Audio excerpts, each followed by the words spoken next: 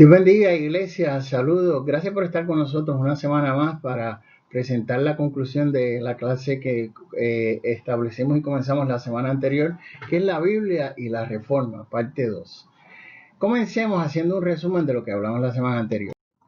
La semana anterior habíamos dicho que la Biblia está compuesta de dos cánones. El primero es el canon del Antiguo Testamento, mejor conocido como el Tanakh, para lo que es el judaísmo, los cuales habíamos dicho que el Antiguo Testamento y el Tanakh es lo mismo. Lo único que hay unas diferencias en las divisiones, pero el escritural es exactamente igual.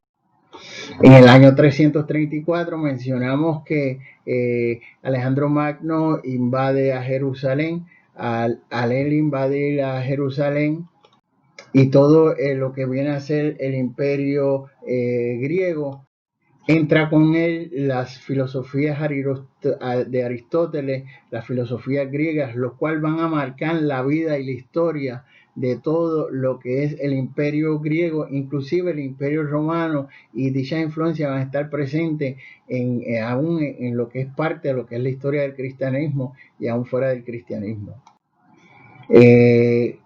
Cuando muere Alejandro el Grande o Alejandro Magno, Roma conquista, y el Roma conquistar sucede lo siguiente, y es que uno de los problemas que había era que se le daba culto al emperador en esta conquista a través de este individuo, a través de los emperadores, entre ellos Nerón y demás, se les rendía culto. Y esa es la época en que Cristo le toca nacer, esa es la época de discípulos, es la época de Jesús en la tierra. Y entonces cuando Jesucristo muere, deja a los 12 esparcen el evangelio y la enseñanza de que Jesucristo, ellos escriben lo que nosotros conocemos como el Nuevo Testamento. Luego de escribir lo que es el Nuevo Testamento, en ese proceso de la persecución, quiero decir, porque ellos no escriben mientras Jesucristo, como habíamos mencionado la semana anterior, mientras están con Jesucristo, ellos realmente comienzan a escribir luego que Jesucristo se va, como podemos ver todas las cartas, todas las epístolas y demás. Este Nerón, individuo Nerón, es el que empieza la persecución contra los cristianos, porque los cristianos se negaban, como habíamos hablado anteriormente, a darle culto a lo que era la deidad del César. El único Señor de su vida era Cristo, y cuando ellos se niegan a darle culto al César y a negar al César y no a Cristo, eso entonces trae problemas y comienza la persecución. En el año 70 se cumple la profecía de Mateo 24:34, donde Tito Vespasiano invade a lo que es Jerusalén. Mueren alrededor de 1 millón de habitantes, el templo se es destruido, se cumple que sería Jerusalén hollada por los gentiles y serían esparcidos los judíos por el resto del mundo, que lo cual se convierte en una realidad. Y ahí también en esa expansión se van también muchos cristianos y empiezan a regar el cristianismo por todos los lugares.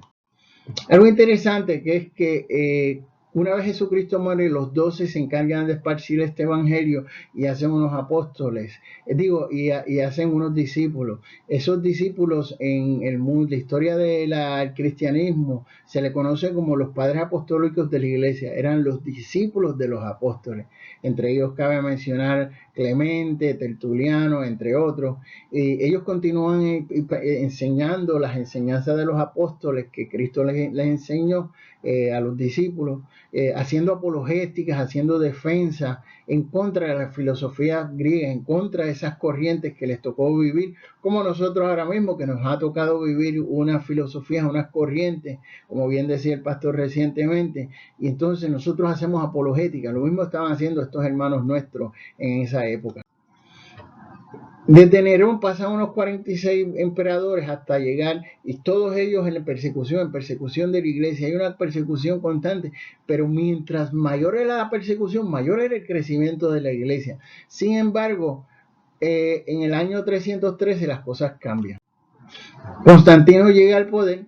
Al Constantino llegar al poder, él llega un momento de guerra, de conflicto. Él era el imperio está dividido en Occidente y en Oriente. Él era el emperador de uno de los hemisferios, de una de las partes del imperio. Y entonces habían unos conflictos y entonces él iba a ir a la batalla y entonces cuando va a la batalla él tenía las posibilidades de perder, como dijimos la semana anterior, era 4-1, por cada soldado que tenía Constantino, el otro tenía 4. Por lógica iba a perder. Sin embargo, una noche él ve una señal en el cielo que dice: por esta señal tú vencerás. Como mencionamos anteriormente, él entonces lo que ve en el cielo es una cruz y él entiende que esa cruz que se usa para aniquilar a los cristianos, para derrocar a los cristianos, esa era la cruz que le iba a dar la victoria. Al otro día se levanta, pone en el yelmo, pone en la coraza, pone en los escudos la cruz y entonces se va a la batalla y obtiene la victoria. Desde ese entonces le da carta libre a los cristianos para promulgar la fe. Desde ese momento se les regresan las propiedades a los cristianos que se les habían confiscado. Desde ese momento se le devuelve el dinero a los cristianos que se le habían quitado en base a esa victoria y se reunifica el imperio romano. En el 325 se hace el concilio de Nicea. La razón por la cual esto se hace, mis hermanos, es porque las influencias filosóficas, esas corrientes, estaban llegando a la iglesia y había mucha gente de poder que estaba tratando de mezclar lo filosófico griego, hacerlo una fe única, como si fuera parte de lo que eran lo establecido en la palabra de Dios por las enseñanzas de los apóstoles. Y entonces, pues, perdóneme. Constantino, para tratar de mantener la unión del imperio, hace ese concilio y entre comillas salieron pensando una sola voz, pero esas ideas filosóficas siempre estuvieron presentes y crearon muchos problemas en lo que es las filas del evangelio. En el 397, en el concilio de Cartago, se reafirman lo que son los libros de la Biblia, tanto Antiguo y Nuevo Testamento. Esto se tuvo que hacer porque Marción, un hereje, trató de traer unas ideas equívocas e incorrectas y entonces se convoca a este concilio para enfrentar estas ideas. Tertuliano, un gran apologista de la iglesia, entonces se reúnen en oración, en ayuno para buscar la guianza divina y concurren que los libros bíblicos son los que tenemos en el Nuevo Testamento, el Antiguo Testamento, como conocemos. En el año 410 los godos saquearon a Roma y es la caída del imperio de Occidente. Ya Constantino ya se murió hace tiempo. Pero entonces esto que sucede en el 476 es el comienzo de la Edad Media, es la época oscura, es la época en que hay una corrupción eclesial. Esta corrupción eclesial es lo que hace que el papado se ponga corrupto y lo eclesiástico se vea minado, no siguiendo los postulados de los apóstoles, ni los padres de los apóstoles, ni las enseñanzas de Jesucristo, sino era su propia avaricia, sus propias acciones negativas. Claro, Dios levanta unos pre-reformadores, entre tanto cabe destacar estos dos, Juan Wycliffe y Juan Huss. Ellos dos fueron hombres que se levantaron y confrontaron a la iglesia con textos bíblicos. Como más adelante vamos a ver que hizo Lutero. Wycliffe hablaba que éramos salvos por gracia. En el 1778 traduce la Biblia de la Vulgata Latina al inglés, que era el vernáculo de él. Muere en la hoguera. Posteriormente a esto se levanta Juan Huss, que también muere en la hoguera por confrontar la corrupción eclesial que había. Y entonces termina también en la hoguera años más tarde, y hay un famoso statement que él dice cuando va a morir camino a la hoguera, dice: ahora queman un ganso, porque Huss significaba ganso en inglés, pero pronto cantará un cisne al que no podrán callar. Ese cisne que él hablaba se convierte al principal líder de la Reforma Protestante. Ese hombre fue Martín Lutero, que 100 años más tarde llega a la palestra. Martín Lutero nace en el 1483 en Alemania, Sajonia. En el 1502 obtiene un grado de bachiller. En el 1505 sucede algo interesante, que es cuando él viene camino de la universidad, sucede algo que hay una grave tormenta, un rayo casi lo mata, él pide ayuda al cielo y él prometió, si me salvas de esto me convierto en monje, y así sucesivamente, así fue como sucedió, cumplió su palabra y entra al monasterio agustino de Erfurt, donde es ordenado sacerdote en el 1507. Lutero en ese tiempo en el monasterio no encontró la paz que buscaba, se sentía imperfecto y se sentía que por más cosas que él hiciera no encontraba la gracia y el perdón de Dios. Él se autoaflejaba, él se golpeaba a sí mismo para romper las impurezas y para sentirse aceptado ante Dios, pero no conseguía eso que él deseaba tener a través de los golpes que se emitía a sí mismo. Encima de esto, cada vez que pasaba frente al cementerio de Wittenberg, veía la imagen de Cristo con dos espadas que le salían de su boca y que lo que decían todos era, ese es Jesucristo que nos va a juzgar a todos los pecadores y ninguno va a estar apto ante él. Esta idea a él lo aterraba. Sin embargo, sucede algo interesante. En el 1509, cuando tenía 26 años de edad, él es nombrado catedrático en la Universidad de Wittenberg y conoce este hombre que va a ser un aliado, un protector de él, Federico III. Recuerden este nombre que lo vamos a mencionar mucho a menudo. Lo ayudó en muchas ocasiones. En 1510 va con una delegación a Roma, donde fue impresionado por la mundanalidad que veía de Roma. Él lo que veía era cómo la iglesia había adoptado mal la nueva vida urbana, se había olvidado los principios de los apóstoles, se había olvidado de los postulados bíblicos y tenían esa fracachela, como decimos aquí en Puerto Rico, de esta vida extremadamente olvidándose de los pobres y demás. Lo que querían era adquirir más tierra, adquirir más terreno, olvidaron la humildad de Cristo, la de los apóstoles y así por el estilo, y eso entonces empieza a hacer mella en su vida. En 1511 es transferido a enseñar a la Universidad de Wittenberg, lugar que marcará muchos capítulos de su vida. Hace en el 1512 un doctorado en la iglesia, hace un doctorado de teología, y durante ese periodo, donde él se reúne a estudiar en la torre que está en la iglesia de Wittenberg, él empieza a estudiar, escudriñar y a profundizar en las palabras y se confronta con este texto que dice Romanos 1:17, el justo por la fe vivirá. Esto comienza a hacer mella en su vida, entre otros textos que más adelante veremos. Al regresar enfermo de allá de ese viaje en Bolonia, donde recuerda la frase, el justo por la fe vivirá, reflexiona y concluye que la justificación que él buscaba no se daba por Dios a causa de las obras, sino que es atribuida solamente por la fe y la gracia por causa de Cristo. Esto entonces empieza a cambiar su forma de pensar. No es por lo que yo haga, no es cuánto yo me latigue, no es cuánto yo me destruye. Simplemente no tengo que hacer nada, simplemente por fe aceptar lo que él me está ofreciendo. Esto marca la historia.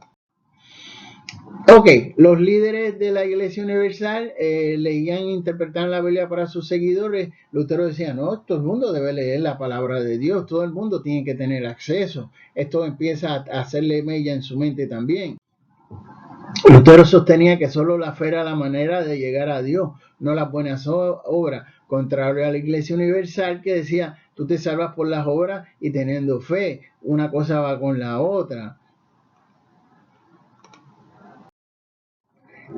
Sin embargo, hay algún incidente que sucede que es la gota que derrama el vaso. El príncipe Alberto le compró al Papa León el arzobispado de Maguncia. La corrupción era tal que usted vendía los títulos. Yo te voy a hacer, págame tanto, yo te hago obispo, págame tanto, yo te hago cura, págame tanto. Así era como sucedió. Entonces, para el poder darle este dinero, había una necesidad de hacer la Basílica de San Pedro, según Papa León X. Entonces, pues vamos a crear el sistema de indulgencia. Tú me pagas un dinero cuando tú te mueres, como ya tú vas para el cielo, pues en base al dinero que tú pagaste en esta tierra. Y entonces, pues, al hacer eso, pues se empieza a comercializar la salvación. Si tú tienes algún familiar que está en el purgatorio, nosotros lo sacamos tan pronto tú ese chavo en la caja de dinero. Y entonces se empieza a corromper y se empieza a vender una salvación no por gracia ni por fe, sino por el dinero que tú puedas tener. Eso lo que hacía era que los pobres nunca pudieran llegar al cielo, porque los pobres no tenían. Indignado Lutero rechaza esta falsa seguridad y es lo que lo presiona y lo que lo hace convencerse de que él tenía que hacer algo en contra de estos pensamientos, ideas. Él al principio se ve un poquito rescatado por el Papa porque ahora piensa, está equivocado, yo escribo esto y entonces por ejemplo él cambia su forma de pensar. Sin embargo, no fue así. Eh, La pregunta es, ¿cuáles fueron las causas para que se diera la reforma? La difusión de ideas humanistas, habían unas creencias de esta filosofía griega que habíamos hablado anteriormente. También había una crisis en el papado, la corrupción que bien habíamos dicho, una corrupción descomunal, se estaban perdiendo los postulados y las enseñanzas de los apóstoles, se estaban haciendo alianza entre la monarquía y la iglesia. Entonces, llegan estas 95 tesis. La pregunta es, ¿qué son las 95 tesis? Las 95 tesis son unas ideas, unos argumentos debatidas públicamente para mejorar la Iglesia Universal Romana, pero desde un punto de vista bíblico. Esto era lo importante, no era meramente argumentar, no era meramente dar ideas, no era meramente debatir, sino es en base a los postulados bíblicos. ¿Qué es lo que me dice la Biblia? ¿Qué es lo que tú estás haciendo? Era que hubiera esa confrontación de dicha corrupción ante la palabra de Dios. Esa era la idea de las 95 de tesis. El 31 de octubre coloca en la puerta del castillo de Wittenberg sus 95 tesis de las doctrinas de las indulgencias. De hecho, ampliamente estas 95 tesis se expanden alrededor de todo el mundo existencial de aquella época, en el área de Europa me refiero. Y es en esta puerta donde se clavan esas tesis. Esa puerta que vemos ahí es de bronce, esa no es la puerta original, quiero aclarar, era una puerta de madera en aquel entonces. Martín Lutero predica que el dinero, una de los argumentos de lo que era la tesis 29 de él, era que se predicaba y se decía que tan pronto el dinero, como dijimos anteriormente, entrara, esa persona que tú pensaras iba a salir del purgatorio rápidamente. Él dice, mira, en el postulado 36, toda esta gente se va a ir para el infierno y todos los que creen estas cosas también se van para el infierno y los maestros que le enseñan también se van para el infierno porque eso no es así. Y otra cosa que ellos decían era que si, por ejemplo, yo me porto mal, pero estoy dando indulgencias el resto de mi vida, cuando me muera ya yo voy a tener todo salvo allá arriba cuando llegue. Eso era lo que querían decir las indulgencias. Y en contra de eso, Lutero predica y confronta a la iglesia. Cualquier cristiano que se sienta verdadero de arrepentimiento, según el postulado número 36, sus pecados ya, la absolución plenaria de culpas y penas, la cual pertenece, déjame leerlo otra vez. Cualquier cristiano que sienta verdadero arrepentimiento de sus pecados, tienen ya la solución plenaria de culpas y penas, la cual pertenece y se le aplica sin indulgencia. En otras palabras, después que tú te arrepientas, esto es basado en el texto que dice después que un corazón contrito y humillado jamás Dios rechaza. Basado en esos postulados, es que se desarrolla esta idea, mira, tú lo que tienes que arrepentirte de corazón y ya tú obtienes la salvación. Los 5 puntos principales de la tesis era sola escritura, una sola escritura. ¿Por qué sola escritura? ¿Por qué? Porque el Papa, la palabra del Papa, querían hacerla tan santa como lo establecido en la palabra de Dios. No era que el Papa estaba diciendo cosas basadas en la palabra. Yo puedo decir ahora mismo, no robarás. Eso es verdad, no es porque yo lo diga, es que la palabra lo dice, y si la palabra lo dice es más que suficiente. Pero en este caso que estamos hablando eran cosas que decía el papado fuera de la palabra, creando sus propias líneas de pensamiento. Y entonces por eso es que dice, no, solo la palabra es la que nos va a guiar, no es lo que diga Roma. Sola fide, solo por la fe, como decía Romanos 1:7 que discutimos anteriormente, solo por la fe, el justo vivirá por la fe. Sola gracia, solo por la gracia de Dios, lo que dice Efesios 2 del 8 al 9. Lo que esto quiere decir solo por la gracia es que somos salvos por la gracia de Dios, no por nuestras acciones, no por las cosas que hagamos, simplemente porque Él nos salva. Solo Cristo, solo Cristo. Solo Cristo es lo que significa es que solo hay un intercesor ante Dios y los hombres, el cual es Cristo Jesús, Señor nuestro, el que nos da la salvación, según nos dice 1 Timoteo 2. Soli Deo gloria, la gloria solo para Cristo, solo para Dios. Él es el que merece toda la gloria y la honra y no el papado. Esos son los 5 principales puntos de la tesis. No es que los otros 90 sean menos importantes porque tienen su fundamento y su base, pero estos eran los de mayor importancia.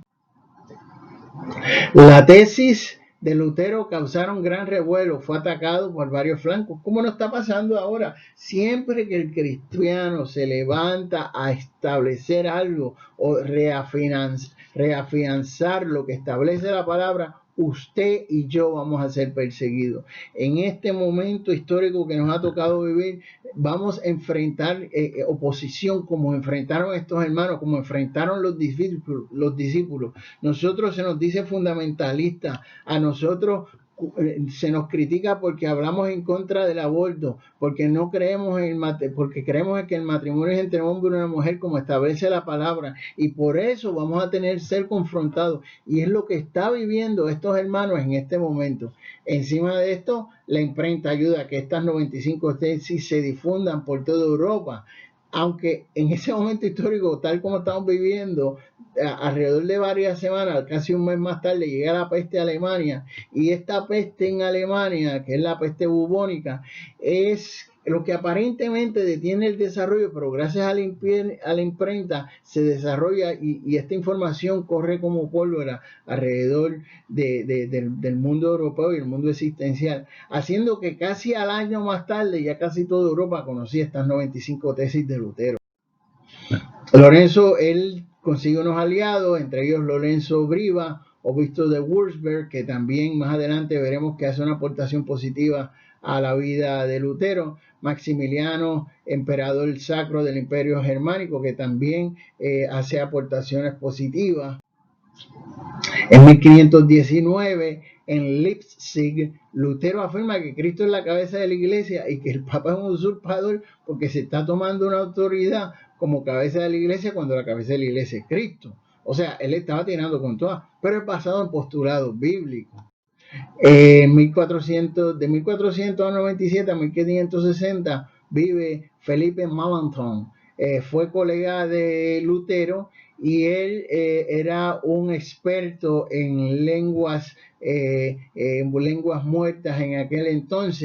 Y él ayuda en la traducción a Lutero y le aclara, gracias al conocimiento de la lengua que él tenía. Acuérdense que la Biblia se escribe en griego, hebreo y arameo, pero en particular el griego tiene, el griego era un lenguaje conocido en todo el mundo, en todo el imperio, y entonces recordemos que el griego que encontramos en las escrituras, aunque es jónico, aunque es un griego koiné, pero el griego koiné tenía varias formas, dependiendo de la regionalización donde estuviera. Estaba el ptolomeo, que es como se escribe en las epístolas romanas, estaba el jónico, estaba el ático, que es el que escribe Juan y sus cartas, y todo lo que son los escritos jónicos son escritos en ese griego ático, por mencionar algunas de esas cosas. Por lo tanto, él tenía un conocimiento mayor del lenguaje. Felipe Melanchthon se lo traspasa a Lutero y él entonces le hace la aclaración: mira, cuando se dice arrepentimiento, esto es con transformación o conversión del corazón. Eso es lo que significa, no penitencia y expiación, como nos quiere decir la iglesia. Entre tantos otros puntos que se le fueron aclarados a Lutero al momento de la traducir, porque se estaban enseñando unas cosas que no eran propias y correctas. La nobleza alemana le ofrece apoyo de la espada y el castillo, y eventualmente veremos que eso fue así. En el 1530, el Lutero recibe la bula del Papa, en el cual se le excomulgaba y se le declarara como un hereje. Lutero lo que hace es reunirse con sus amigos y quemar la bula. La bula era un escrito que enviaba el Papa en ciertos momentos dados, y le envía esa directamente a Lutero. Él lo que hace es quemarla. Entre las cosas que establece Lutero es que ningún sacerdote o institución puede responder por cualquier ser humano. En otras palabras, mi salvación es individual. Yo soy responsable de mis hechos y de mis actos, y yo, después que me muera, nadie puede venir a interceder por mí para que yo vaya para aquí o vaya para allá, o deje de estar aquí o deje de estar allá. Eso lo vemos en el caso de Lázaro, donde vemos que le dice: no, los que están cuando está ya Lázaro llega al cielo y está en el seno de Abraham, y le dice: pero envíalo, y el joven rico le dice a Abraham: padre Abraham, envía a Lázaro para que ellos crean. Y dice: no, allá tienen a los profetas que crean. O sea, cada cual tiene que creer individualmente. Y esto es uno de los postulados que contrarrecta los postulados de que era por rezos o por cosas así que podía llegar a la salvación. Los líderes de la iglesia estaban muy enojados con Lutero. El Papa mandó a llamar a Lutero a que se retirara, el enunciado que había hecho a través de las 95 tesis, o que sería excomulgado, y Lutero dijo: excomúlguenme. Lutero tradujo la Biblia al alemán. Sus ideas encontraron apoyo en toda la Alemania, como veremos más adelante, tanto el Antiguo y el Nuevo Testamento. Mucha gente empezó ahora a formar iglesias basadas en las ideas de Lutero, que eran los postulados bíblicos. Sin embargo, los príncipes alemanes apoyaron a Lutero, y la iglesia estaba corrompida. O sea, lo que se trató de hacer es, el mismo gobierno vio la corrupción tan grande del papado, que dice: no, esta gente hay que sacarla, aquí hay demasiada corrupción. Martín Lutero, ante la oposición del Papa, dice: ojalá los papas se hubieran pronunciado ante el derramamiento de corrientes de sangre de los waldenenses, los albigenses, y cuando Juan Hus fue quemado en la hoguera. En otras palabras, él está diciendo: yo estoy protestando, tú te estás quejando porque yo estoy presentando estos fundamentos en base a la palabra. Sin embargo, cuando se mataron esos santos hombres de Dios por confrontarlos a ustedes como iglesia, tú no dijiste nada, pero ahora me quieren juzgar por lo que estoy expresando, porque está basado en postulados bíblicos.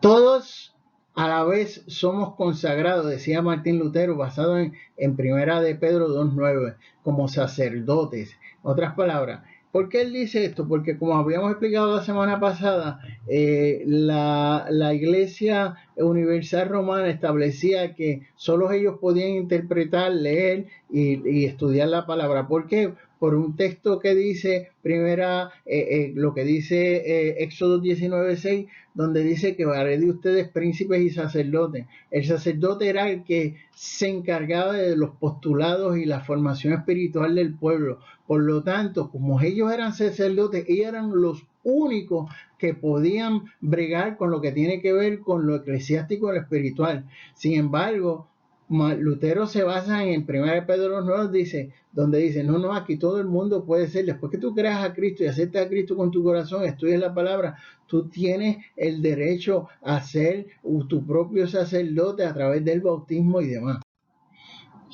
Luego Lutero señaló la institución del papado, que es una obra del diablo, y le quita, para quitar la vista del pobre cristiano, todas las verdades del evangelio. Otras palabras, era un engaño lo que se quería vender, diciéndole, sacando texto fuera de contexto para crear un pretexto. Eso no lo dice Lutero, eso lo decimos ahora en tiempos más modernos. El 17 de noviembre de 1520, en una sala del convento de Agustino, ante testigos, Lutero declama, entre otras cosas, lo siguiente: el Papa León es como un juez inicuo y temerario y tirano que me condena sin oírme y sin exhibir los motivos. Lo confrontó, le dijo unas grandes verdades. Eso fue el 17 de noviembre de 1520. Sin embargo, los anuncios presionan a Carlos V para que queme no solo los libros de Lutero, sino también a Lutero mismo, porque acuérdense, ellos todo lo resolvían quemando a la gente en la hoguera. Carlos V se niega a hacer dicha acción y que preferiría tener el consejo del resto de los pueblos alrededor de él, entre ellos Federico III. Esto sucedía porque Carlos V iba a ir a la guerra con Francia, que veremos próximamente, y entonces quiere como que hacer ciertas alianzas con los pueblos alrededor de él, entre ellos Federico III, muy influyente en el área, para a ver si lo apoyaba posteriormente a lo que iba a ser la guerra con Francia. Federico III se horrorizaba la idea de entregar a su amigo, un hombre inocente, a las manos de sus enemigos, y se arma de valor y decide no ceder ante las presiones de Roma que destruyera a Lutero.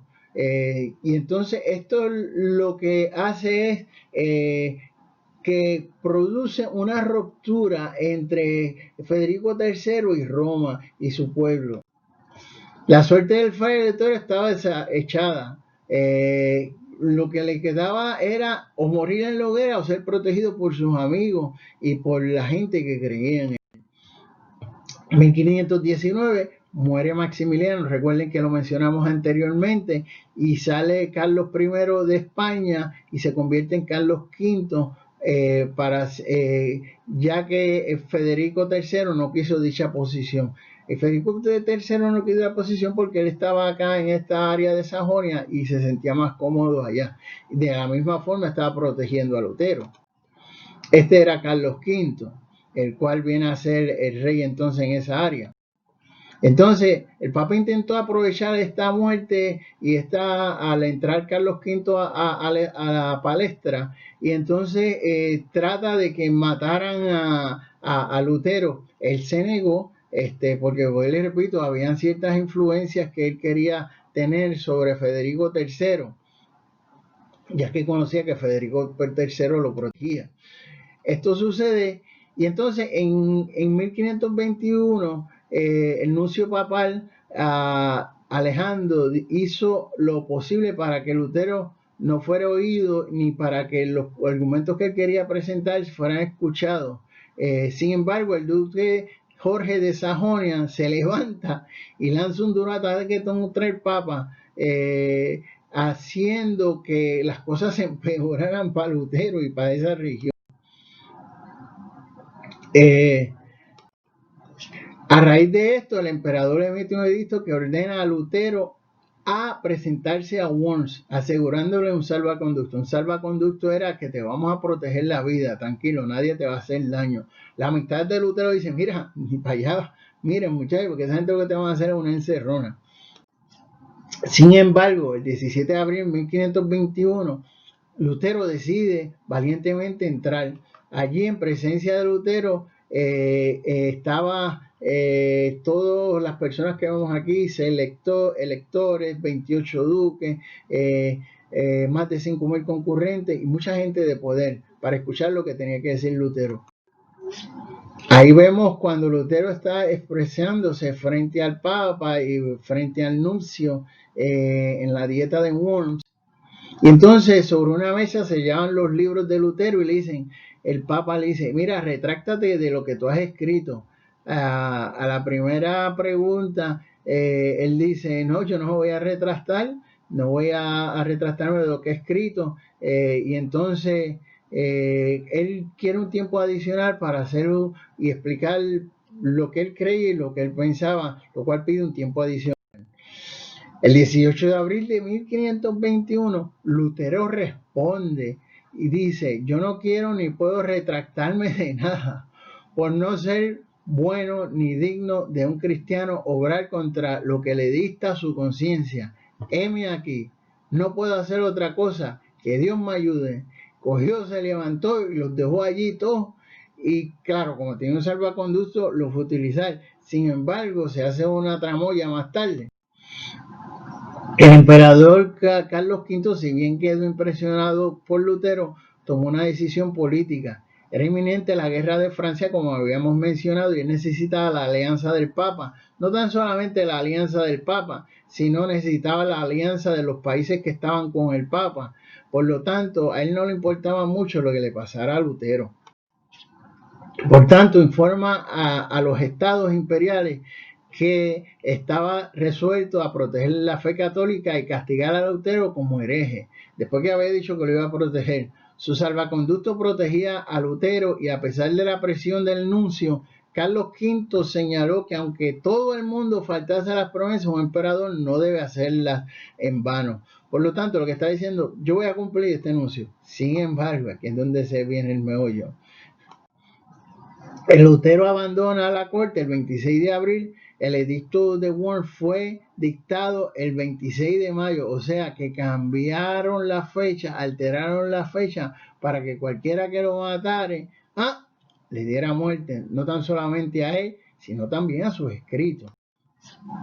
Sin embargo, el edicto sale con la fecha del 8 de mayo, fecha adulterada para que cualquiera que lo encontrara, como dijeron, pudiera matar a Lutero. El nuncio papal Alejandro, consciente de la importancia política del edicto y vio que los alemanes no le dieron apoyo, dijo lo siguiente: aunque vosotros alemanes queráis liberaros del yugo de Roma o de la alianza con Roma, nosotros procuraremos que os destrocéis entre vosotros mismos hasta parecer ahogados en vuestra propia sangre. O sea, no quieren apoyar a Roma, no quieren apoyar a Roma con esto de Lutero, pues ¿saben qué? Destruyen sus términos. O sea, como que le echó una maldición básicamente lo que sucede en este proceso. Sin embargo, cuando Lutero viene saliendo de allá de la corte y va camino a Wittenberg, suceden unas cosas de la muerte interesantes. A él lo raptan y entonces lo raptan y lo llevan a este castillo. Le ponen una capucha, sus raptores tienen una capucha. Él, yo me imagino que de Jayo, pues hasta aquí llegué, me van a matar. Cuando llegan al castillo, ahí de Württemberg, dice, se quitan las capas y dicen, no, nosotros somos tus amigos, te traemos aquí para protegerte porque como el Papa te quiere matar y toda esa gente que tiene alianza con el Papa te quiere matar, nosotros te vamos a dejar aquí guardado para protegerte. Entonces eso fue el comienzo para que él pudiera hacer la traducción de la Biblia. Entonces le dijeron, ahora para adelante tu nombre va a ser el caballero Jorge. Entonces, tú no vas a salir de aquí, nosotros te vamos a proveer de todo. Ese tiempo, ese año que él estuvo ahí encerrado, no era encerrado en un cuarto, tenía libertad para moverse en el castillo y demás, pero era para que se corriera la voz de que él había sido raptado, porque como eliminaron esa protección que él tenía, pues se quiso correr a no, ya lo cogieron, olvídate de eso, ya ese hombre ya posiblemente está muerto. Esa era la idea que se quería correr. En este cuarto es que hace la traducción de la Biblia, de tanto del Antiguo y del Nuevo Testamento. Este es un ejemplo de lo que es, esta es la foto de la Biblia original de él. En el 1522 deja el castillo de Würzburg sin informar a Federico III. ¿Por qué? Porque se estaban dando unas revueltas y demás, porque supuestamente el gobierno había capturado a Lutero y demás, y las enseñanzas de él estaban bien fuertes, y él, para tratar de crear la paz, pues sale, porque se dejaron de hacer las misas, los conventos hubieron un sinnúmero de problemas, y él sale para tratar de mantener la paz del pueblo. La traducción del Nuevo Testamento, como dijimos, fue en 1522, 3.000 ejemplares. Ahora pues la gente podía tener acceso a leer la palabra, y muchos de los sacerdotes tenían temor del pueblo, porque el pueblo pues entonces podía decir, no, esto no es lo que dice la palabra. 1525, Lutero se casa con Catarina von Bora, una monja, el 13 de junio de ese año. Martín Lutero se le quema el libro que él había traducido en alemán con la ayuda de Melanchthon, y fue destruido. Y entonces posteriormente en 1534, en aquel cuartito donde vieron, se traduce el Antiguo Testamento, como dijimos. Primero se hizo el Nuevo y después se hizo el Antiguo Testamento. Movimientos dentro de la Reforma, ya estamos casi terminando.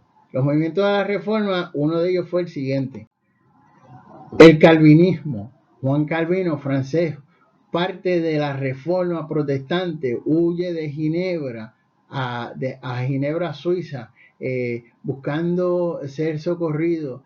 Creía en la separación de iglesia y Estado. Las personas que estaban condenadas o destinadas a salvarse desde el nacimiento, crea esta nueva tipo de teología, creen en lo que era la predestinación. Son ideas que llegan a causa luego de lo que es la Reforma. Sus ideas se extendieron a Francia, Suiza, Inglaterra. Tuvo unos seguidores que eran los puritanos, los presbiterianos, y todos este marco de situaciones se está dando a consecuencia de lo que es la Reforma. Otro de los puntos que entra de interés, que es lo que nosotros como Hermandad de Iglesias Cristianas creemos, es lo que es las doctrinas que estableció Jacobo Armenio. Es que tenemos libre albedrío, lo cual es una habilidad humana que tenemos, elección condicional. O sea, usted puede decidir si usted quiere servirle a Dios o Dios no lo obliga. Redención universal, la redención universal o expiación general es que nosotros creemos que cuando Dios dice que los escogí para salvarlos, Dios se refiere a la raza humana de términos universales, no específicamente a una u otra persona, contrario al calvinismo que dice, desde que tú naciste, si tú fuiste escogido para perderte, ya tú estás escogido para perderte, o si tú escogiste para ser salvo, ya tú vas a ser salvo. El Espíritu Santo puede ser resistido, ¿por qué? Por el libre albedrío que tenemos. Al caer, el caer de la gracia o el perder la salvación, eso puede suceder por nuestras acciones y forma de ser. Y es algo que a través del libre albedrío eso se puede dar. Esos son postulados que entran tanto el calvinismo como el arminianismo. Pero como dije, la línea de pensamiento de nosotros carismáticos es la línea arminiana. Las consecuencias de la Reforma. El protestantismo defendió la libertad de la conciencia. Usted tiene el derecho de escoger lo que usted quiera hacer. Tú decides donde tú quieres pasar tu eternidad. Las propiedades de la iglesia pasan a ser parte del Estado. ¿Por qué? Porque ellos estaban en todos lados, y entonces en todos lados querían un pedacito de tierra, y siempre cogían las mejores tierras. Corrupción se llama eso. Las migraciones por la persecución, lo vamos a ver diferentes personas que hoy, como vimos ahorita con Calvino, Surgen diversas iglesias, el luteranismo, la iglesia anglicana en Inglaterra, la iglesia presbiterana en Escocia, promulgada por Juan Knox. La imprenta lleva la Biblia a las manos del pueblo, surge avivamiento por el estudio de la palabra, se crean programas de bachillerato de 4 años. Las universidades se crean en este punto ya no meramente eran para estudiar la palabra de Dios, y eso es lo que se empieza a estudiar realmente en las universidades. No es medicina, ni ley, ni nada por el estilo, era estudiar la palabra, era estudiar teología. Surgen diversas iglesias y creencias, y creencias en el luteranismo en Alemania, la iglesia anglicana, como mencionamos. Disculpen, ya esto lo había dicho, disculpen. Provoca una guerra religiosa, el Papa pierde poder, la Santa Cena y el bautismo se consideran sacramentos únicos, la predicación ahora es lo más importante, lo que es el mensaje y no la misa. En 1569, Casidoro de Reina y Cipriano Valera, uno escribe, publica la Biblia en español, y en el 1602 Cipriano Valera la revisa. Ellos tuvieron que escapar de España, mis hermanos, por haber hecho esta traducción. Ese fue su único pecado, haber traducido la Biblia de español. El analfabetismo disminuye, ya que el pueblo, gracias a la Biblia, aprende a leer, el pueblo aprende a escribir. ¿Y saben cuál fue el libro texto? La palabra de Dios, la Biblia. Gloria a Dios por eso. El 16 de febrero de 1546, Lutero se siente muy débil, en cama. El 18 de ese mismo mes, en la mañana, despertó con fuertes dolores, se le aplican remedios caseros a través de sus médicos y demás. Ya estamos en las postrimerías. Surge el programa de bachillerato, ya lo habíamos dicho. Y entonces, al no sentirse bien, pues entonces los médicos pues tratan de ayudarlo. Sin embargo, sucede lo siguiente: sus amigos justos, Jonás y Cloelio, al ver lo que estaba agonizando, le preguntan: ¿queréis morir en Jesucristo y sus doctrinas que habéis predicado? Él le contestó: sí, y falleció a las 3 de la mañana. Él dijo: sí, quiero morir en Cristo. No mencionó otro santo, no mencionó otra deidad. Simplemente dijo: quiero morir en Cristo y en las doctrinas que he predicado, que esas doctrinas eran las que establecía la palabra.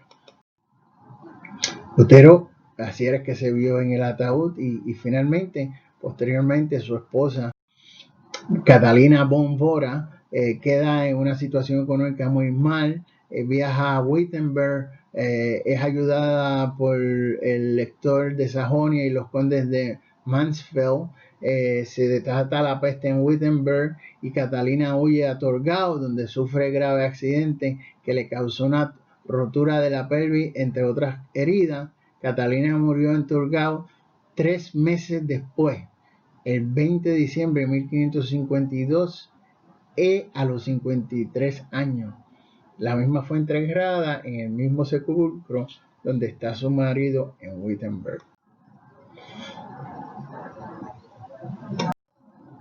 Finalmente, alrededor de 1648 fue, luego de todas estas acciones vividas la reforma, se establece la reforma como un nuevo camino a seguir bajo los preceptos bíblicos que harán que el pueblo cambie su forma de ver ante las cosas guiadas por la palabra de Dios. Sin embargo, y esto lo digo yo, no olvidemos que la iglesia siempre está en un proceso de reforma. Cada vez que nosotros tenemos estas influencias negativas, cada vez que nosotros enfrentamos los retos que enfrentamos, vamos a tener unos procesos que hacen que la iglesia sea reformada. Hasta aquí mi parte. Dios les bendiga. Gracias por su tiempo y su atención, y agradecemos, como dijimos anteriormente, la confianza que nos ha dado la pastoral para traer este tan importante estudio relacionado con lo que es la historia del cristianismo a través de la reforma. Dios me lo bendiga.